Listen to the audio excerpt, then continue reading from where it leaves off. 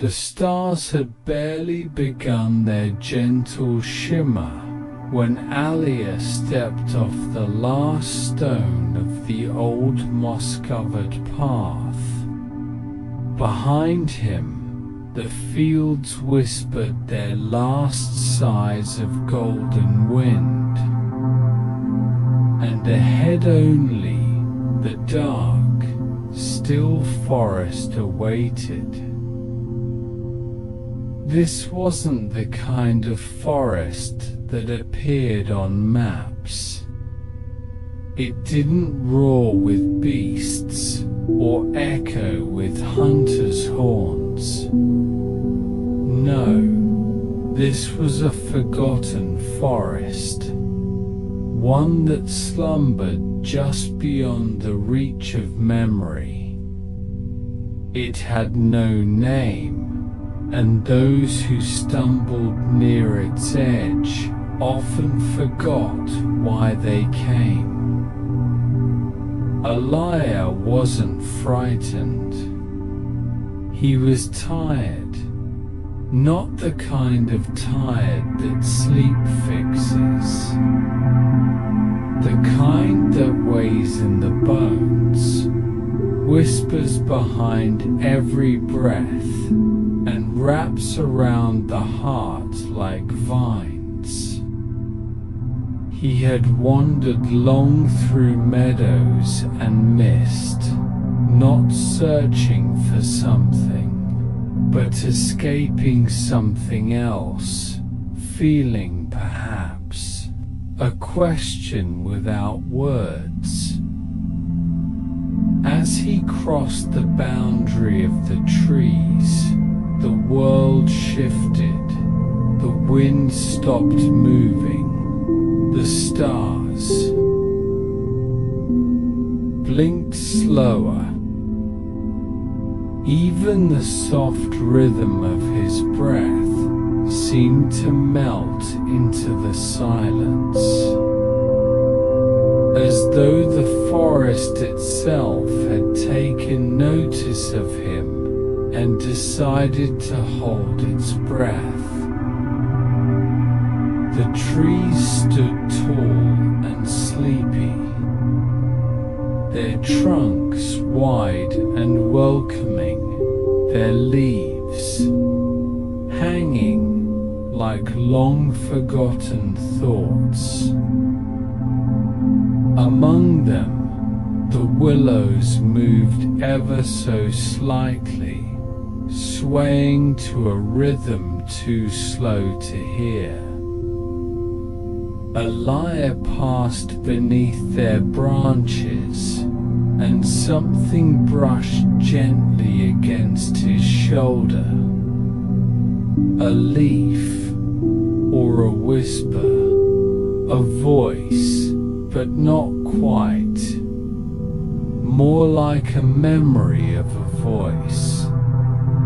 He paused, turned slowly.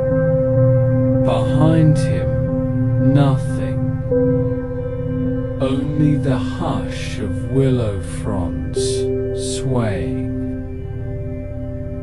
Softly, in the darkness, he continued walking.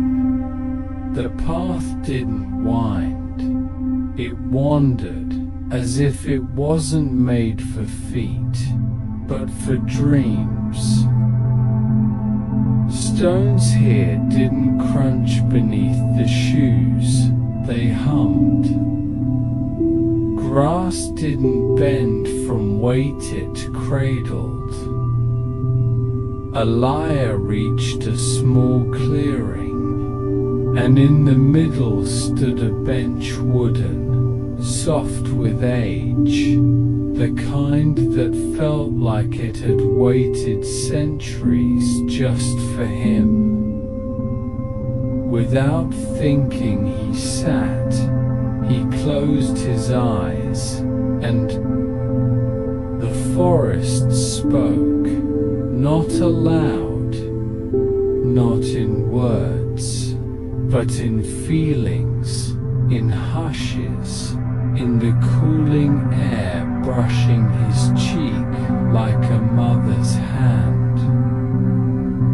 There was no urgency here, no time, just breath and stillness and the faint rhythm of the earth's old heart, beating somewhere deep beneath his feet. He remembered something not fully, just a flicker, a dream he used to have as a child, of a tree that lit up at night, glowing from within as if it had swallowed a star. He had tried to draw it once, but no pencil was soft enough, no color bright enough. The forest seemed to remember it too.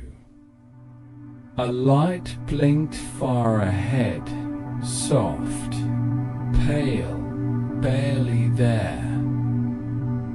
Elia stood, drawn to it not by curiosity, but by comfort. He walked, slowly, as if not to wake the grass.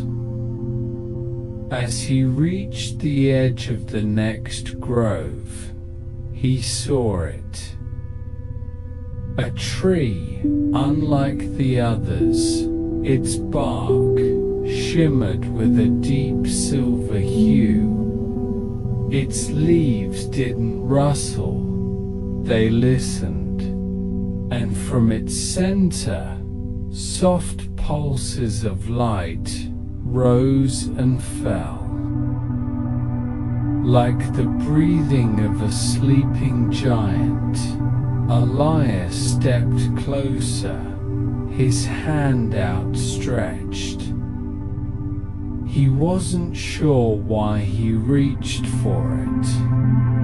Perhaps it was the way the tree seemed to glow more as he neared, or maybe it was the memory of that childhood drawing.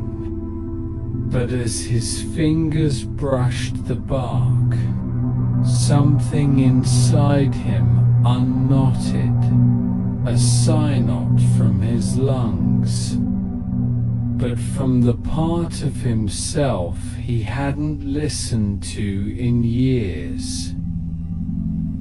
He sat beneath the glowing tree, the earth cool and soft beneath him. He didn't cry. He didn't speak. He simply breathed in time with the tree, and the forest, forgotten by the world, remembered him. Elia awoke, not with a start, but with the softness of breath returning to his body like dew forming gently on morning leaves.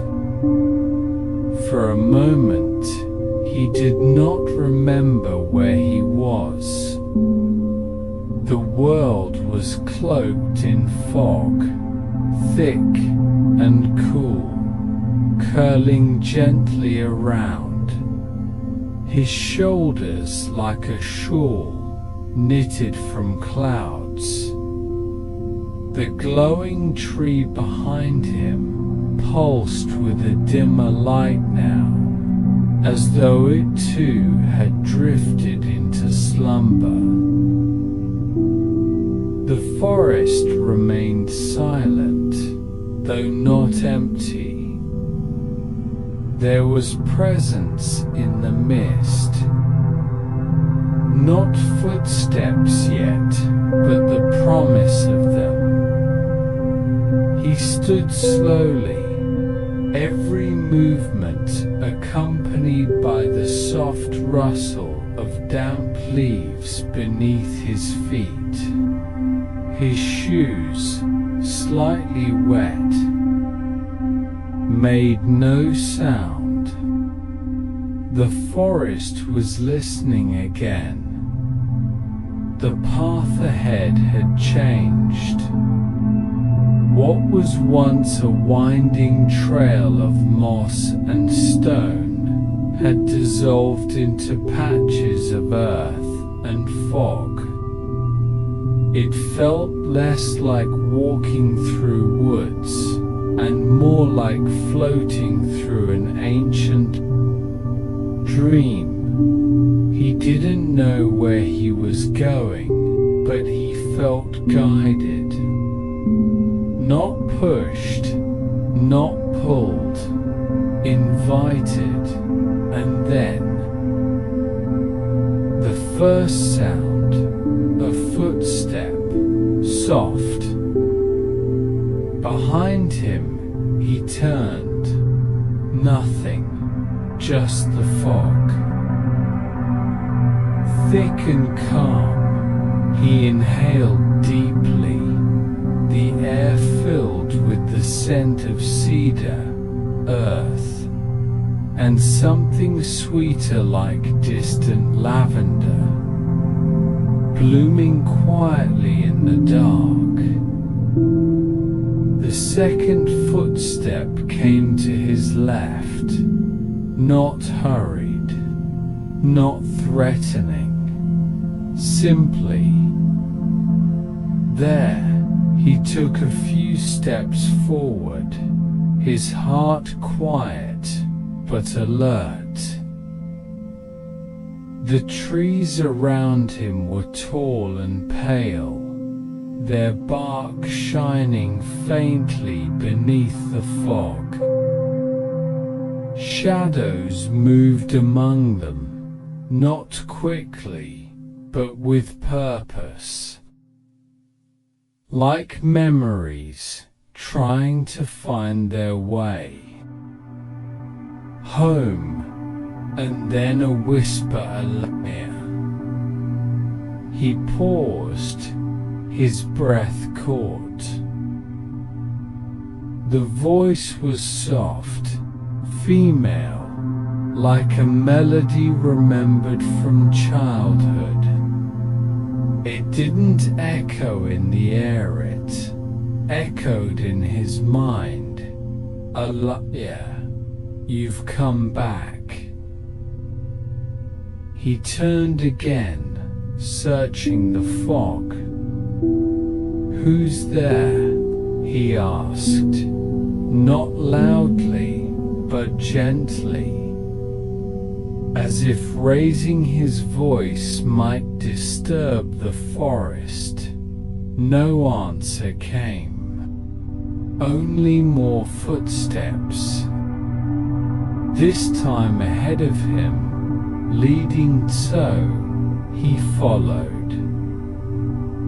There was no fear, just curiosity, wrapped in calm, as if whatever was calling him had no need to rush, and no wish to scare, only to be found.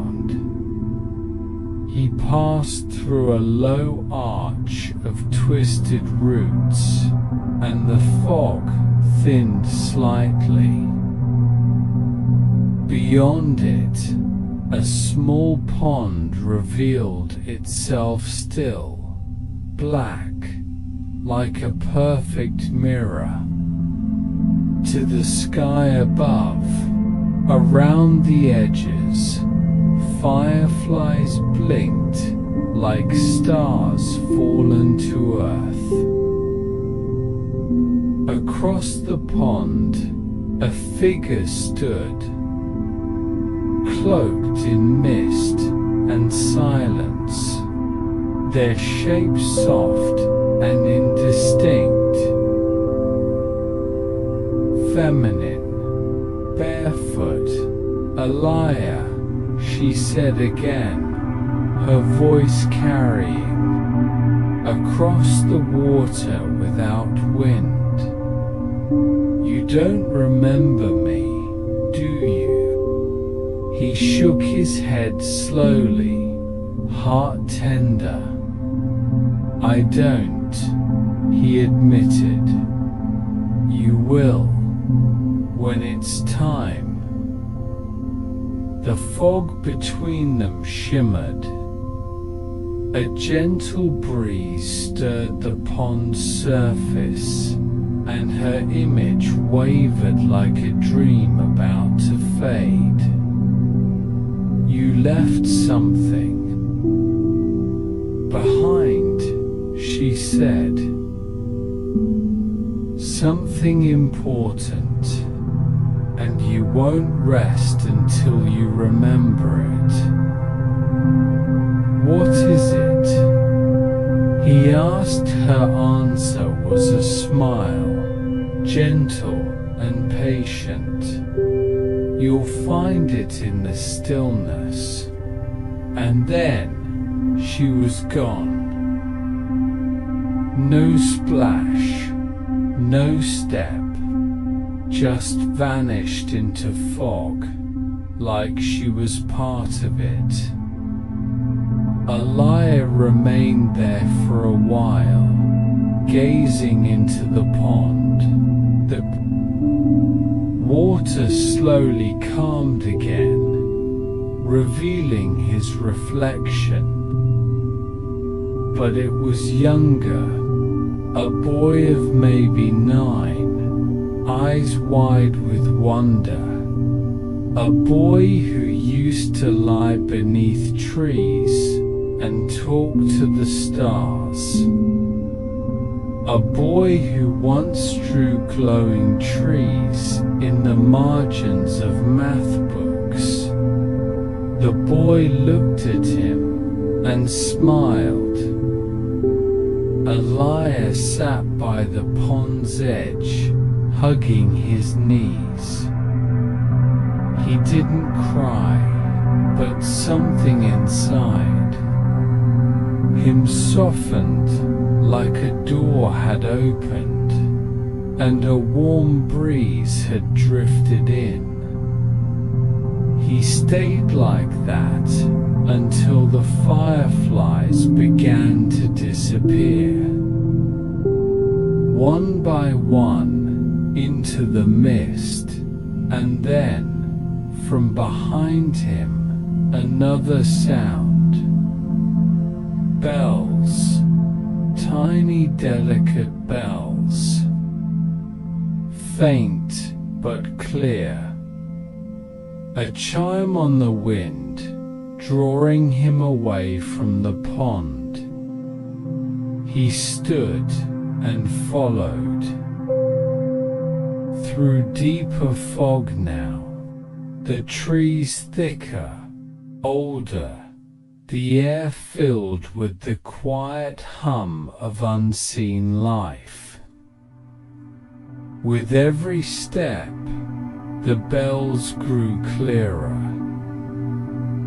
Not music, not a melody, but a rhythm like a lullaby for the earth.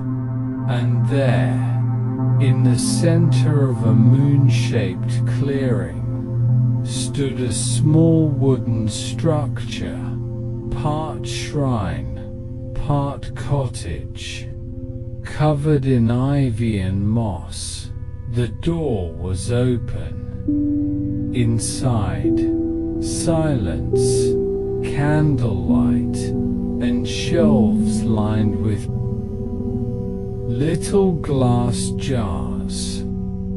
Each jar glowed faintly, some blue, some green, others pale gold. And in the center, a woman with silver hair, her back to him, humming to. She turned slowly. "Alaya," she said softly, "you're right on time." He said nothing. He couldn't. Words had become too heavy. She smiled and beckoned. "Sit. You've walked far." He did. The wooden floor creaked just enough to feel real. The air smelled of chamomile and rain. She poured him tea, dark and steaming. "It's not for drinking," she said. "It's for remembering." He took the cup in his hands and felt warmth spread through his fingers, up his arms, into his chest. And with that, his eyes closed, and their own, in the darkness behind his lids, he saw it.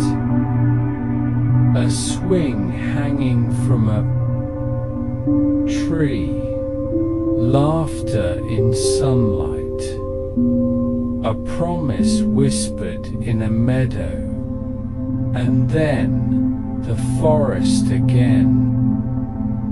A lie awoke, not in the wooden cottage, but outside it under a canopy of stars so dense and low, it felt like he could reach out and brush them with his fingertips.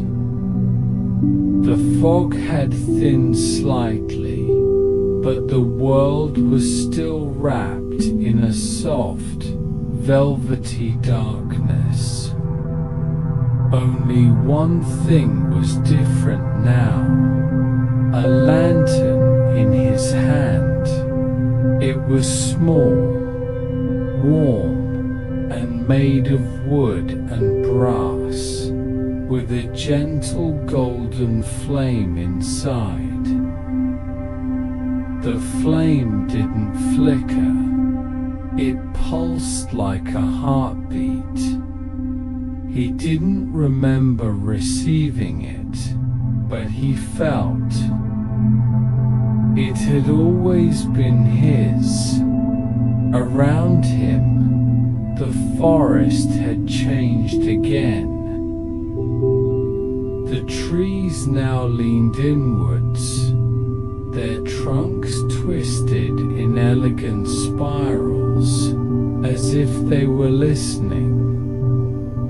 The path forward was illuminated, not by moonlight, but by the glow of mushrooms and moss, painting the forest floor in soft turquoise and violet hues.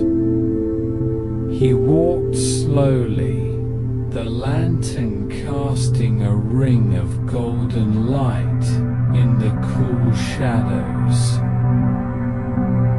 With each step, the flame grew stronger, not brighter, but steadier, as though it too was remembering. Then, just beyond a curtain of weeping vines, he saw her, a woman with a lantern of her own taller than his, shaped like a crescent moon. She wore a cloak made of stitched together leaves and strands of silver, hair braided with starlight. Her back was to him as she lit tiny lanterns hanging from the trees. She turned as he approached. "You've kept your flame alive," she said, her voice a hush within the hush. "Good. Who are you?"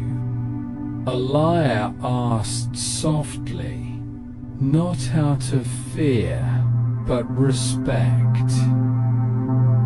"I'm the lantern keeper," she replied. "I tend to the memories that glow." He looked around. There were hundreds of lanterns suspended from branches, glowing with a different hue. Some shimmered softly in blue. Others burned warm in orange and red. And just a few were nearly out, trembling on the edge of darkness. "These are memories?" he asked. "Yes. Some are yours, some are mine. Some belong to the forest itself." She approached and gently touched the lantern in his hand. "You've remembered something. That's why you were given this." "I don't know what I remembered." "You don't have to. Your heart does." He looked up at the lanterns, swaying gently above. A soft wind passed through the clearing, and for a moment they all hummed a harmony, so subtle it felt more like a feeling than a sound. He closed his eyes, letting the hum wash through him. "I feel like I've been here before," he whispered. "You have," she replied, "but not in the way you think." "What does that mean?" She smiled, but didn't answer directly. Instead, she walked toward a tree with a lantern that barely glowed, its light almost extinguished. She took Elia's hand and guided it toward the flame. "Breathe with it." He did, slowly, deeply, and the flame responded. A flicker at first, then a shimmer, then a slow, steady glow. The lantern began to pulse again. "This one belongs to someone you forgot," she said softly. "Someone who once held your hand and sang you to sleep." He frowned, eyes narrowing with effort. "A woman," he said. Warm voice. "She used to braid my hair." His voice broke. The flame grew brighter. "She loved you," said the lantern. "Keep her, and she still does." Elia looked at her. "But I don't remember her name." "You don't need names to remember love." He stood silently, holding the lantern close.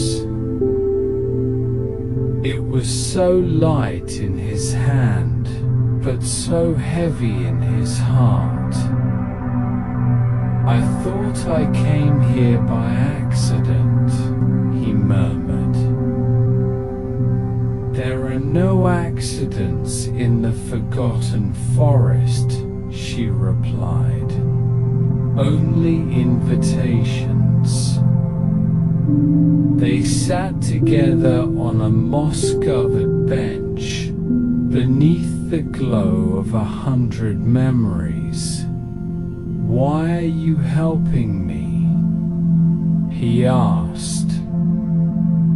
Because you are ready to remember who you are, she said. Who am I? She looked at him with eyes like old rivers. You are a gatherer of forgotten things, a keeper of light, a listener of silence. The words settled into his, soul like seeds falling into rich soil. I thought I was lost, he said. You were never lost, you were waiting. She reached into her cloak and pulled out a second lantern, smaller, darker, its glass fogged. This one is still asleep, she said, handing it to him. It's yours too. You'll need to wake it before the forest lets you leave. Elia looked at the sleeping lantern. Its weight was familiar, like something he'd carried once, long ago. How do I wake it? She smiled gently. By walking deeper. A path revealed itself beyond the bench, narrow, curving downward. Swallowed quickly by shadows, the forest seemed to hold its breath. Elia stood, both lanterns in hand, and nodded. I'm ready. The lantern keeper placed a hand over his heart. You're braver than you know, Elia. He stepped into the shadows, the light in his first lantern now brighter than ever. The second remained dim, but somehow it felt warmer now, as though it had heard something stirring, and with that, the trees closed behind him. The clearing vanishing like a whisper. The forest grew darker, but Elia's steps grew steadier. He was not afraid, not anymore. The path ahead twisted like a quiet thought, soft underfoot, with moss and pine needles. Elia walked slowly, holding both lanterns, the first glowing with steady gold, and the second still asleep, barely warm in his hand. The trees here grew taller, thinner. Their trunks glistened as though wet with dew, though no rain had fallen.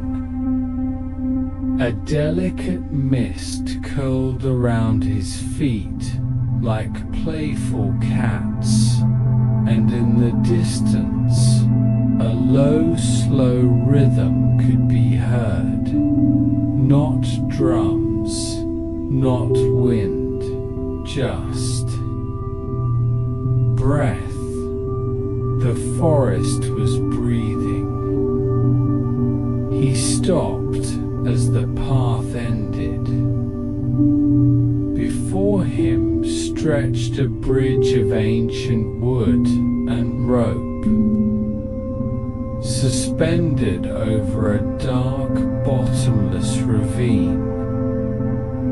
Mist swirled beneath, hiding what lay below. On the other side, a pale blue glow shimmered, like moonlight caught in ice. Elia stepped forward, placing one foot onto the bridge.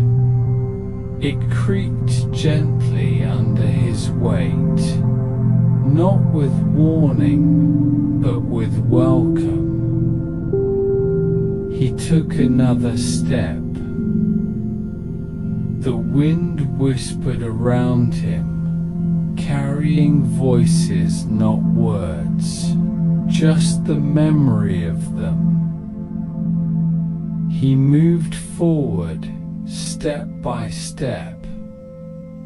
Halfway across, he heard it. Footsteps, soft, bare. Behind him, he turned. There stood a young girl, pale skin, dark hair falling like ink. Her eyes were closed, yet she walked as though she could see. A sleepwalker dot, she held no lantern. Her dress was old, stitched from fabric the forest had surely claimed long ago. Still, she walked with purpose, heading straight for him. "Elia," she said. Her voice was not from her mouth, but from somewhere deeper, echoing in the bones of the bridge. "Do you remember me?" He opened his mouth, but no words came. She reached for the unlit lantern in his hand. "That's mine," she whispered. "You promised to keep it burning." He looked down at the sleeping lantern. "You were the girl in the orchard," he said, the memory rising like mist. "We made crowns from dandelions. You used to hum that tune." He began to hum it, a lullaby, half forgotten, soft and swaying like the bridge itself. Her closed eyes trembled. A single tear rolled down her cheek. "You left," she said. "I didn't mean to," Elia whispered. "I forgot. I forgot everything." The lantern in his hand pulsed just once. Then again, a slow blue light shimmered to life inside it. Cold at first, then warmer, brighter. The girl's lips curved into a smile, though her eyes stayed closed. "You remembered enough," she said. She reached out and touched the lantern. It responded instantly, flaring to life in a gentle burst of silver blue. Her face lit up, beautiful beautiful and ghostly, and then she faded, like a dream slipping from morning's grasp.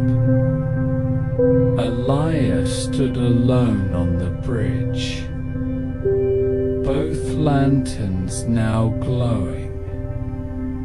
He did not cry, but the mist beneath the bridge rose slightly, as though the forest itself sighed in relief.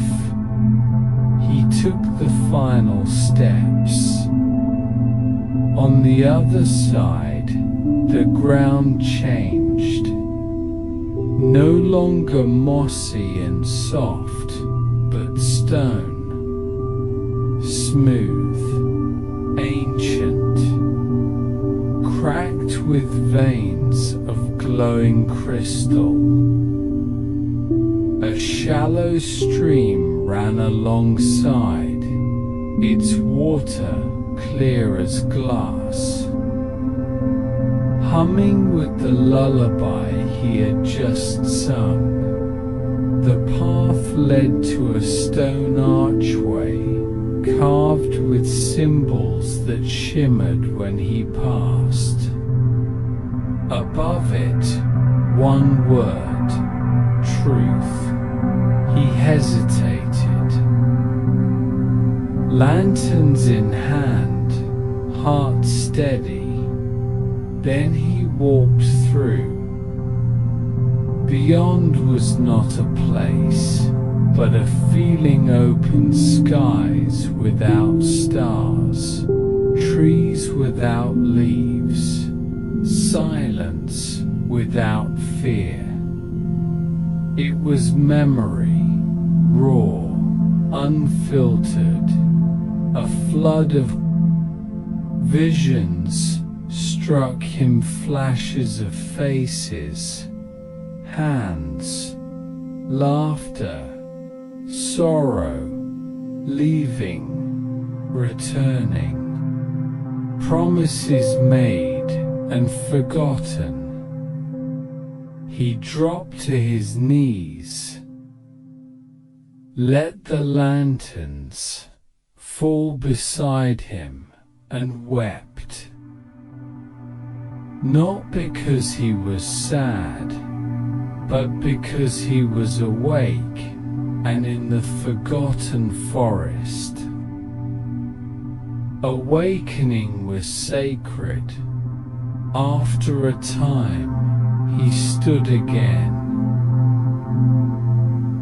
The lanterns lifted themselves, floating beside him like faithful fireflies.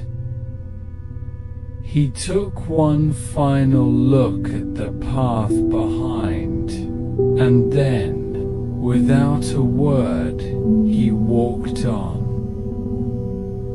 Silence has many sounds. That was the first lesson Alia learned as he entered the grove of stillness. There were no birds here, no rustling leaves. Even the breeze that gently brushed past the tall trees made no sound. The world had pressed a finger to its lips, and everything obeyed. The grove opened like a cathedral tall, trees rising, like stone columns into a twilight sky that never quite turned black. Their leaves shimmered with silver edges, glowing faintly as if absorbing the hush around them. Elias stepped lightly, his twin lanterns hovering beside him, their light dimmed out of respect for this sacred place. The ground was covered in soft, blue moss that muffled his every step. It gave the illusion that he floated rather than walked. Every breath he took felt thick with reverence, as though the air was older than memory itself. In the center of the grove stood a small pond, still glass, dash-like dot, perfect. He approached and peered into its mirrored surface. His reflection stared back, not the boy he remembered, but a version of himself, older, wiser, marked with the journey so far. Behind him, in the reflection, danced shadows, whispers of the forest. The sleepwalker girl, the breathing trees, but none of them appeared when he turned. He knelt beside the pond, dipping his fingers gently into the water. A ripple formed not in the water, but in the air around him. From behind a tree stepped a figure, old, cloaked in robes made of woven dusk, face hidden beneath a hood. "Do you know why you're here?" the figure asked, voice like wind through hollow stone. Elias stood, unsure. "I'm searching for something," he replied. I think it's a memory, or maybe a truth." The figure nodded. In the grove of stillness, all that is hidden is heard. The figure raised a hand and pointed to the pond. "Speak nothing, think only. The water will listen." Elia looked once more into the mirrored pond.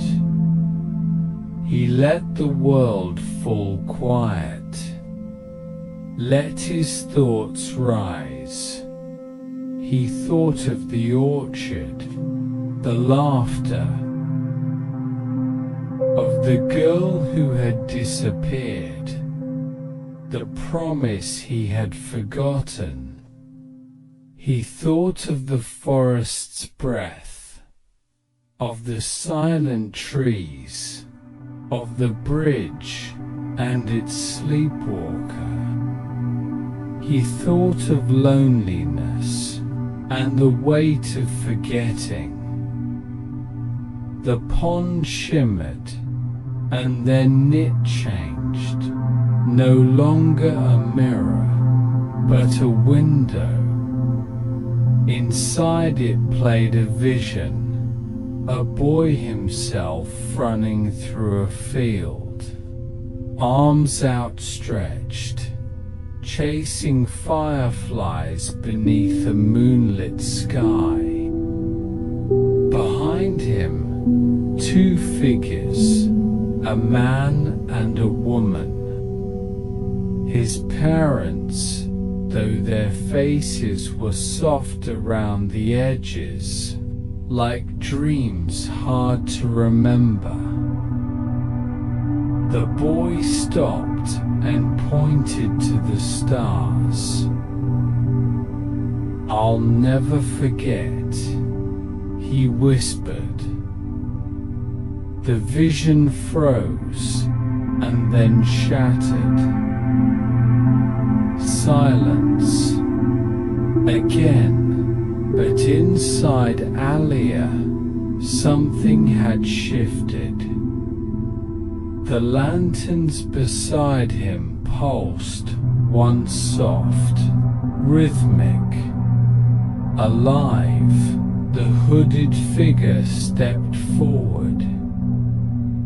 "You made a vow," they said. "When you were very young, you vowed never to forget the beauty of the world, the quiet places, the names of those you loved. But as you grew older, the noise came. The world pulled you away." Alia looked down. "I didn't mean to forget. No. One ever does," the figure said, from within their cloak. They pulled a third lantern, UNLIT. They held it out. "This belongs to the part of you that still remembers, the part you buried to survive. Take it, carry it forward, and never forget." Again, Alia reached out, hands trembling as he touched the lantern. It flared to life. Not golden, not silver blue, but violet, deep and ancient. A color that hummed with forgotten lullabies and childhood promises. The third lantern floated beside him. The grove sighed. A single petal drifted down from one of the great trees, landing silently on his shoulder. He turned to find the hooded figure gone. Only a small inscription was left in the moss where they had stood. "Stillness is where the soul remembers." Alia bowed his head in quiet gratitude.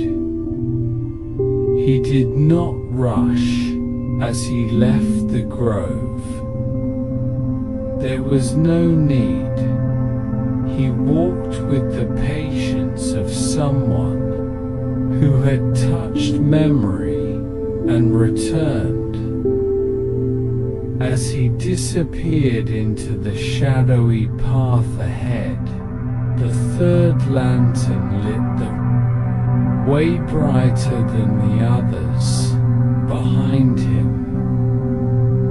The pond slowly stilled. The forest watched and whispered nothing, because some moments speak loudest in silence. The path narrowed as Alia stepped beyond a grove of stillness. Night deepened here. The trees leaned closer, their bark dark and velvet-like, their leaves whispering in a language only the wind could understand. The three lanterns floated by his side, one gold, one blue, and the newest, a soft violet glow that pulsed like a heartbeat. Ahead, a clearing emerged, round and moonlit, but the moon itself was nowhere to be seen. In the center stood a structure, built from shadow and light. It looked like a library, but there were no doors, no windows, just walls made of vines, pages, and silence.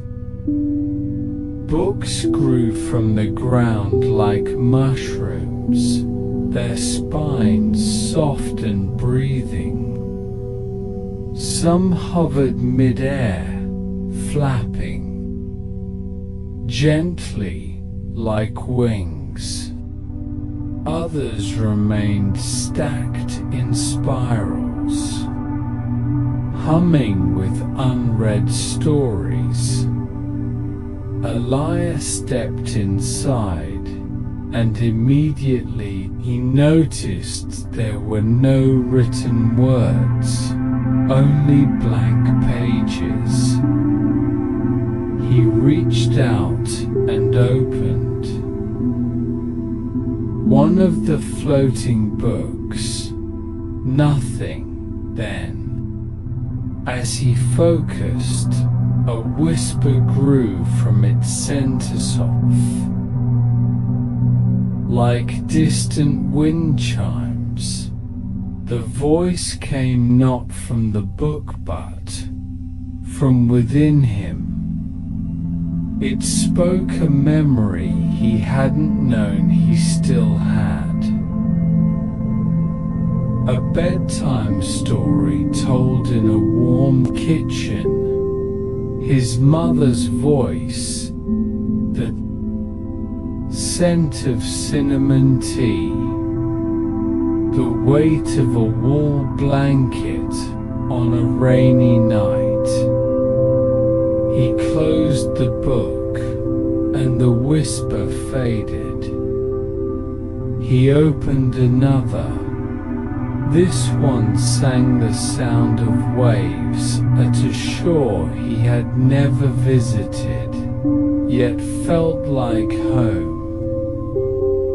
He could feel the cold water brushing his ankles, the cries of gulls, the sand beneath his feet.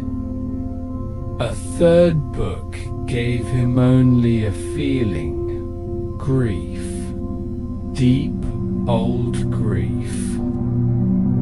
Not his own, but someone's held tenderly in the fibers of a tree that had watched too many seasons pass.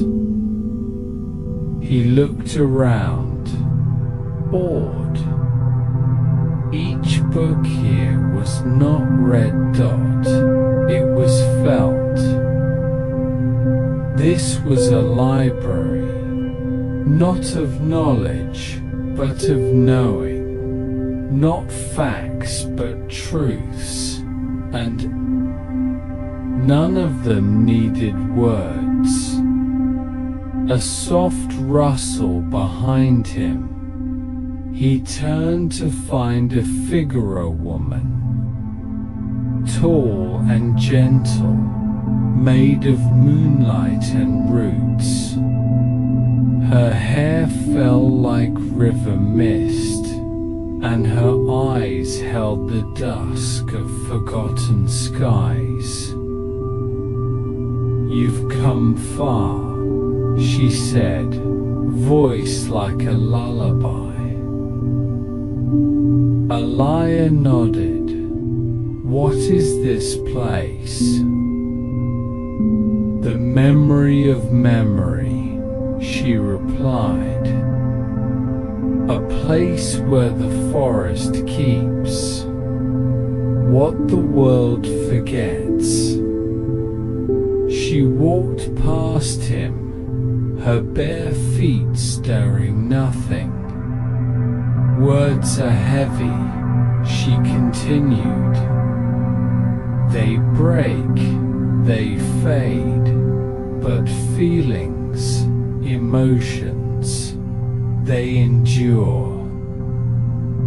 That is why the forest remembers them, so you don't have to carry it all alone. She stopped at a shelf made of stone and moss. Each traveler leaves behind one feeling they can no longer bear, and they take one they have long forgotten. She turned to him, holding out a small book. It was blank until he touched it, and then it bloomed. He saw himself at 5 years old, standing alone in a hospital hallway, clutching a toy lantern. His eyes were wet. He was waiting for someone. Who wouldn't come back? The pain hit him like thunder. He staggered. Breath caught in his chest. The woman steadied him. "You've carried this for a long time," she said softly. "Would you like to leave it here?" He looked down at the memory, trembling, then nodded. He set the book on the shelf, and the forest sighed around him, relieved. She handed him another. It was warm. When he touched it, laughter spilled from its spine, bright, like sunlight on dew. A birthday morning, candles, the warmth of hands. Over his eyes before the surprise, he smiled. The ache in his chest softened. "You had forgotten joy," she said. "Now you remember." The books floated quietly, as if they too breathed easier. Bowed his head. "I didn't know I needed this." "Most never do," she said. "But the forest knows. It keeps safe what you are not yet ready to lose." She motioned to the excitan archway of stars and drifting paper. "Your journey is not yet over." He turned to leave, but then stopped. "Who are you?" he asked. She smiled, her form growing softer, more distant. "I am the librarian of what was," she said. "And what you leave behind becomes my care." Then she was gone. Elias stepped through the archway, his lanterns glowing softly behind him. The library faded into the shadows. Ahead, a faint sound wind chimes in a breeze that hadn't yet arrived, and the forest whispered, not in words, but in memory. The night had grown deeper, so deep that the stars themselves seemed hushed, as though watching with breath held. Elijah walked slowly now, not because he was tired, but because the forest around him asked for silence. The path ahead glimmered, faintly, not with fireflies or magic, but with small round stones that glowed from within, soft pulses of silver light in the darkness. They looked like pebbles asleep, dreaming beneath the soil. He knelt and touched one, warm, peaceful. It hummed a single note low and comforting, like the distant purr of a mother animal resting beside her young as he continued down the trail. The stones formed a rhythm beneath his feet, like a lullaby in motion. The lanterns followed silently, his golden, his blue, and now the violet one, growing dimmer, more restful with each step. The forest here didn't whisper anymore. It breathed deep, slow breaths, like the earth itself was sleeping, and he merely a visitor in its dream. To his left, trees bent low, forming gentle arches over the path. Moss hung like curtains, leaves shimmered in slow motion, catching the pale light from the stones. A thick silken mist curled round the ground, wrapping itself around Elijah's ankles like a cat seeking warmth. And then he heard it. A faint sound, tock, tick, tock, not a clock, not a machine, but the sound of a heartbeat not his. A stone pulsed. Brighter, just ahead, Elijah stepped closer.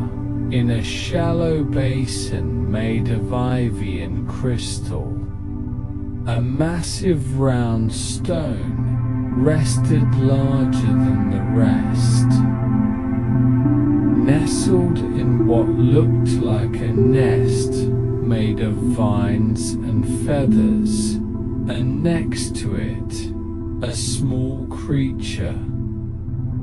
It looked like a turtle, but its shell shimmered with stars. Its eyes were closed. It was asleep, but not in a way that suggested fragility. It slept with the confidence of something that knew it was safe. Beside it lay another creature fox-like, but covered in fur that moved like water. Also asleep, Elijah realized the path was lined with sleeping animals, all resting on glowing stones. Owls curled into their feathers, deer, legs tucked beneath, wolves, breathing slow. Even birds that usually chirped and flapped lay quiet, dreaming under the canopy. They weren't frozen, they were trusted guardians at rest. The forest, he realized, was showing him what peace looked like. Not in theory, but in practice. Every heartbeat in this place was slow, intentional, safe. He sat on one of the stones. It was warm and soft, despite being solid. He closed his eyes, and suddenly he was floating, not flying, not falling, just floating, weightless, thoughtless, held. There were no memories this time, no visions, just quiet. A quiet so complete, it felt holy. He could feel his own pulse sinking with the stone beneath him, like he had been out of rhythm his entire life, and only now had returned to the true beat. No rush, no noise, just being. A soft voice whispered, not from outside, but from the marrow of his bones. You cannot carry everything forever. Rest is not weakness. It is the soil where strength takes root. He didn't open his eyes, but tears slipped down his cheeks anyway. Tears of something he hadn't named in years. Relief when he finally opened his eyes again. Hours or maybe lifetimes had passed. The animals were still asleep. The lanterns hovered quietly, but ahead, a new stone pulsed. It was shaped like a spiral, leading deeper. A lyre stood slowly, stretching as if awakening from centuries of slumber. He didn't speak.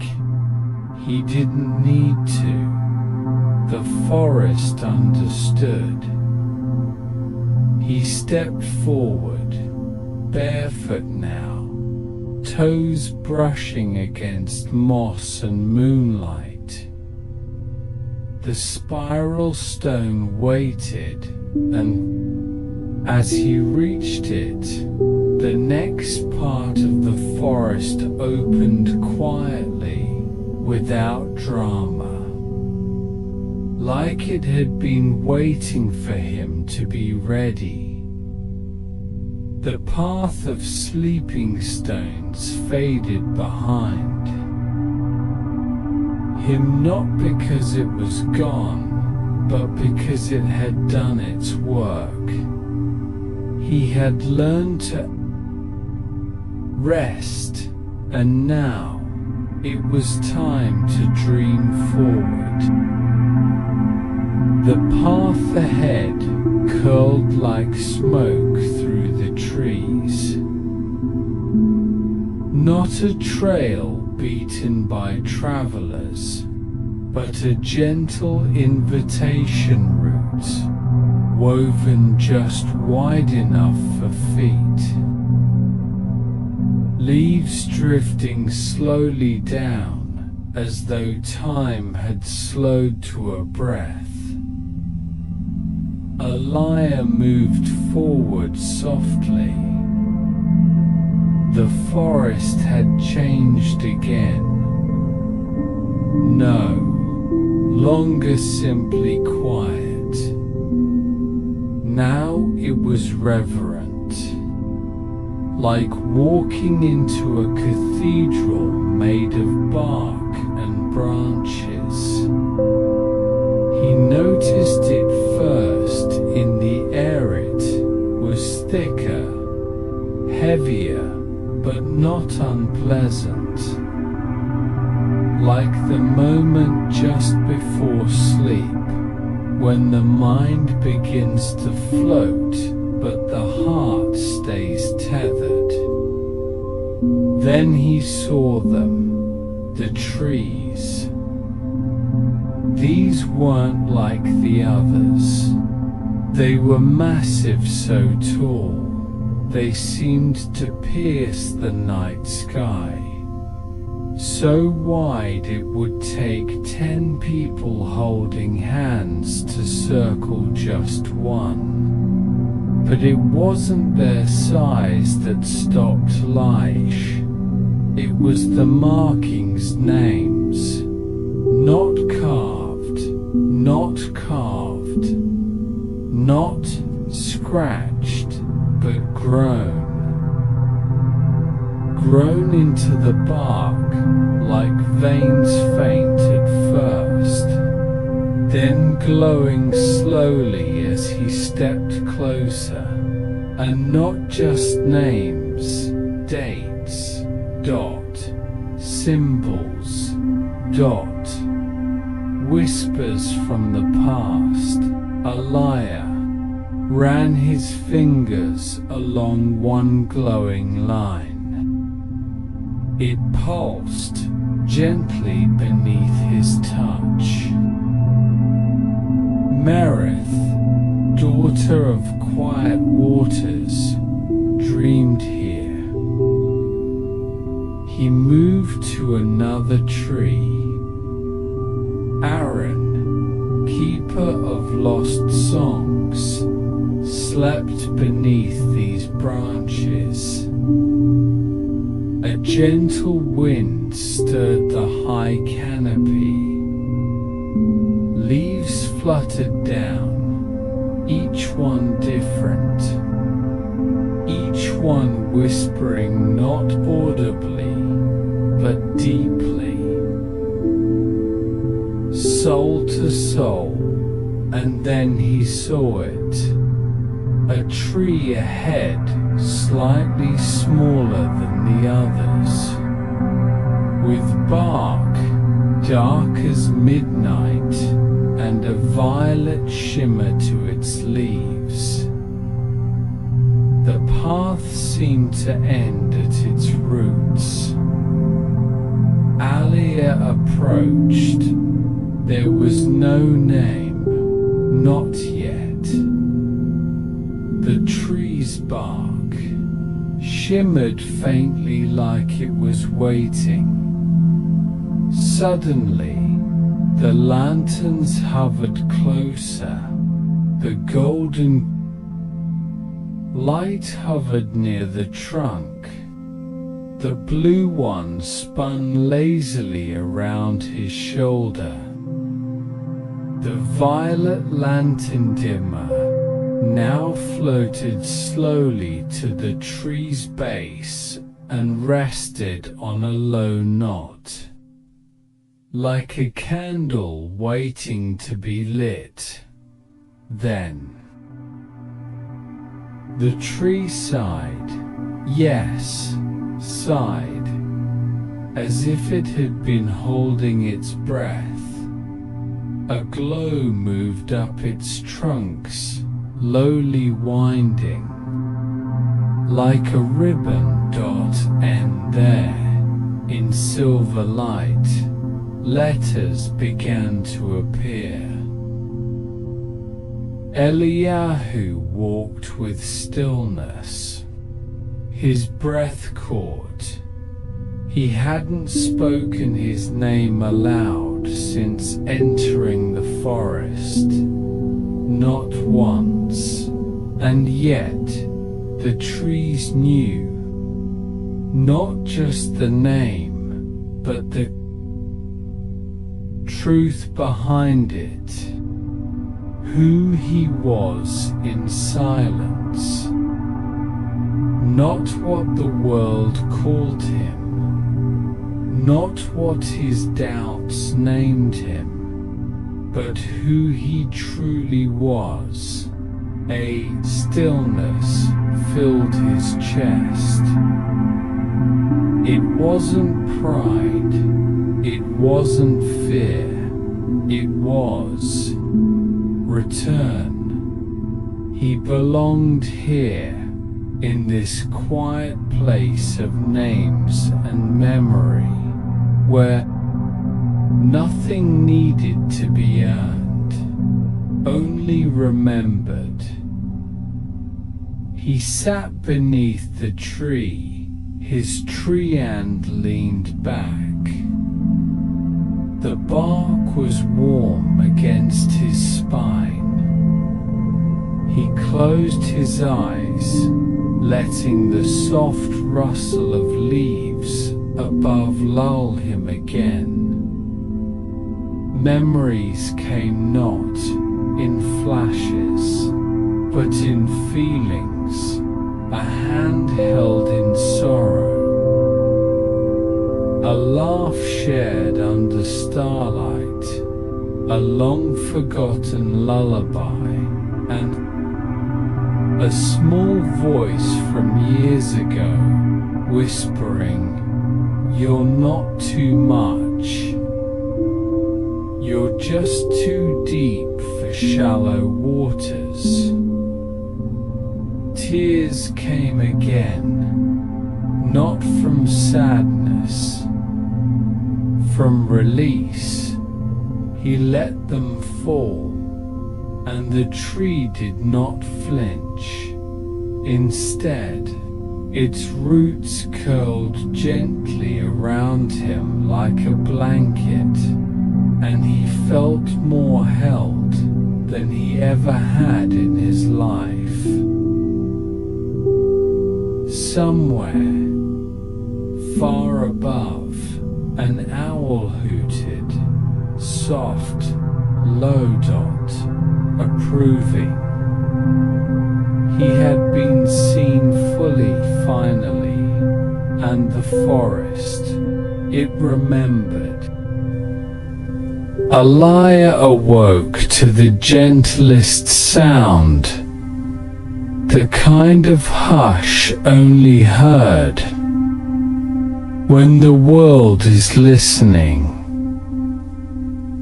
The forest hadn't changed much since he'd drifted off under the tree that now bore his name. But the feeling had shifted.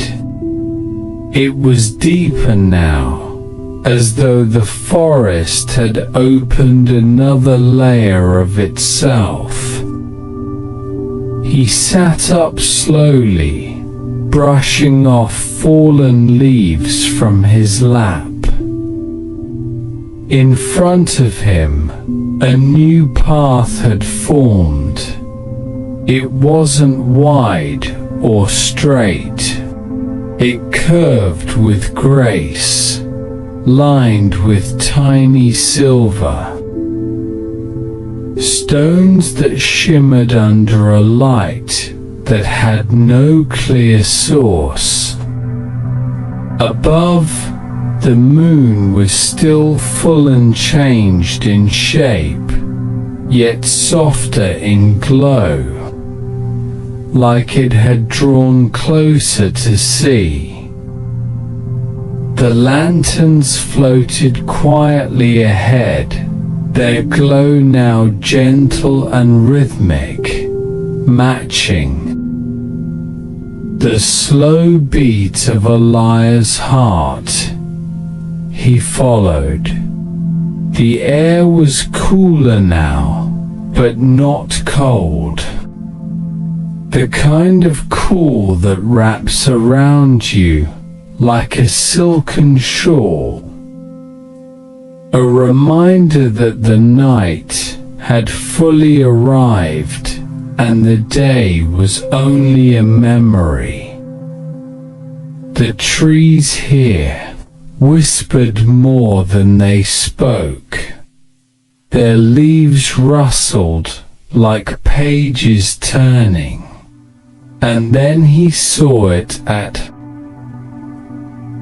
the end of the winding trail stood a grand arch, carved from moonlight itself. Beyond it, a library dot, not made of brick or stone, but of trees grown into spiral staircases. Branches shaped like shelves, and trunks hollowed into chambers. Books fluttered through the air like butterflies, some landing gently, others floating endlessly in slow, graceful circles. It was beautiful beyond imagining. Alia stepped through the moonlit archway and into the heart of it all. There was no dust, no silence heavy with age, only the soft, warm hush of welcome. A voice met him, not spoken aloud, but woven into his thoughts. Every forest remembers stories, but this one keeps them. He turned. No one was there, or rather, no person. But something stirred in the heart of the great tree at the center. It opened like a blooming flower, revealing shelves lined with glowing scrolls and crystalline books. The voice continued, calm and ancient. This is the library of dreams left unspoken. Every whisper, every wish too soft to shout stored here, waiting to be remembered. Alia approached the shelves slowly. The books weren't written in any language he knew. Their titles shimmered and shifted, sometimes a symbol, sometimes a feeling, sometimes just warmth. He reached for one dot. As he touched it, the book unfurled not into words, but into light. It painted the air around him with memory. A girl holding a paper boat near a pond, afraid to speak. A boy sketching wings in the corner of a classroom, hiding his page when footsteps came. A woman singing to the stars, only when no one listened. Alia stood in awe. He understood. These were the dreams people let go of quietly, gently, not because they didn't matter, but because life had moved too quickly, and the forest had caught them. The book closed with a sigh. Returning itself to the shelf, he reached for another. This time, the memory was his. A small version of himself, curled in bed, staring out the window, whispering, "I wish I belonged somewhere." He hadn't remembered that night, not until now. The book closed, again, but the warmth stayed. A new voice joined the first, softer, nearer, familiar. The forest hears what even your heart forgets. Elia turned and saw her, the woman from his dream. The one who had smiled in the moonlight, who had walked with him as a child in his imagination. But now, she was clearer. Not young, not old, not human, not spirit, just presence, wrapped in a cloak of falling stars and silence. He didn't need to ask who she was. He felt it. She was the memory of comfort, the embodiment of calm, the keeper of the forgotten forest. She smiled again. And when she spoke, her voice was the sound of fireflies blinking in the dark. You've come far, Elia. But this journey was never to teach you something new.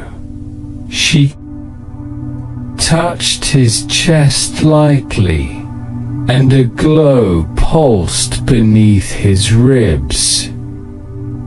It was to help you remember what you already knew. He nodded. Words felt small here, but his silence was understood.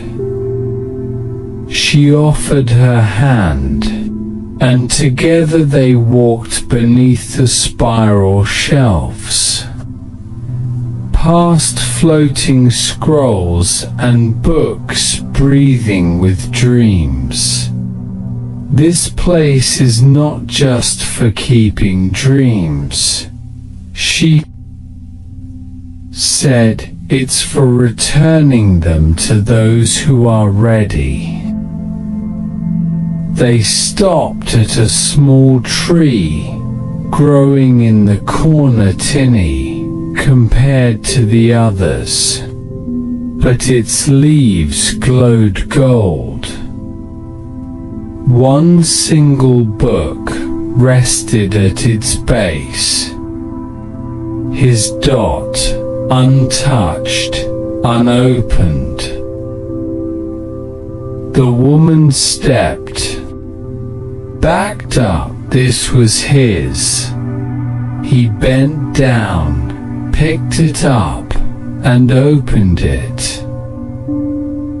There, in soft silver script, you are not here to be loud. You are here to be deep. You are not lost. You were planted, and now you are ready to grow. Tears welled in his eyes, but didn't fall. He closed the book and placed it back. The little tree shimmered and began to grow. Not fast, not flashy, but steady dot, roots deeper than time. Leaves that would one day shelter others. He turned back to the keeper, but she was gone. Only a whisper remained. Rest now. You have remembered enough for tonight. The soft light of the moon lingered gently over the treetops, casting delicate silver strands across the path. Elia now knew. As home he stood quietly beneath the canopy of the library tree. Heart full, soul quieted. The tree glowed, not in brilliance, but in serenity, a peaceful hum of acceptance and remembrance. It was time to return, not because the journey was over, but because it had done what it needed to do. Elia took one final look at the forest around him. It didn't feel like a place any. Marit felt like a part of him, like the rhythm of his breath, like the lullaby of a mother long past, like silence that understands. The lanterns reappeared, floating softly along a new trail, this one gently descending, curling like smoke toward the forest's edge. He followed with no questions, no fear, just trust. The path was lined with soft moss now, cool beneath his bare feet. Above him, the stars had shifted into quieter constellations, less like patterns and more like distant thoughts resting in the sky. The trees bowed gently as he passed, their branches brushing the air like a goodbye embrace. Halfway down the trail, he saw a small stone bench, carved simply, waiting. He sat, not because he was tired, but because the forest wanted him to pause in the stillness. He closed his eyes, and the forest whispered, not in words, but in memories. His mother humming to herself in the kitchen, a paper, boat floating in a puddle near his childhood home. The night he thought no one heard him cry, but the wind had answered through the trees. A teacher who once told him, quiet doesn't mean empty. All these moments returned, held, healed. He smiled to himself, Sometimes you don't need the world to hear you. Sometimes you just need to hear yourself. He rose from the bench and continued on as the path opened. The trees grew sparser, and a cool breeze lifted the leaves in a gentle swirl. Ahead, he saw the clearing where he had first entered the circle of ferns, the small stream, the moonflower still in bloom. He stepped into the circle, and the light dimmed. Not in darkness, but in closure, like the final note of a lullaby, soft, lasting, complete. From above, the moon shimmered one last time, and then dimmed to its true form. A distant companion once more, a lyre turned to the forest.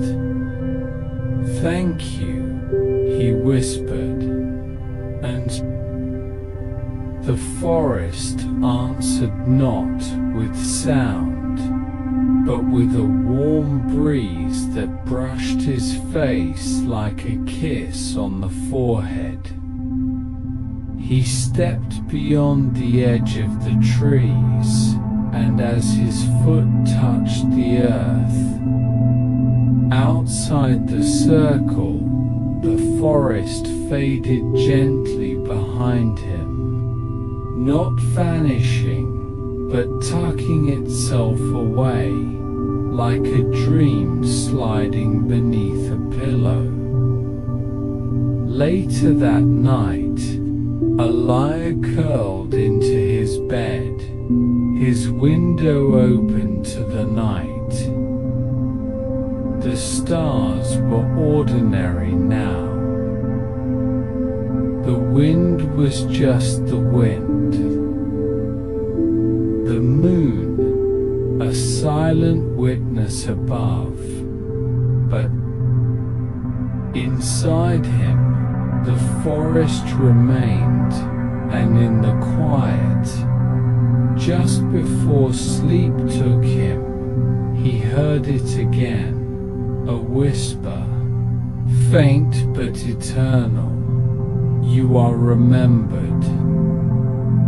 And with a breath as deep as the roots of old trees, a lyre drifted into sleep, where no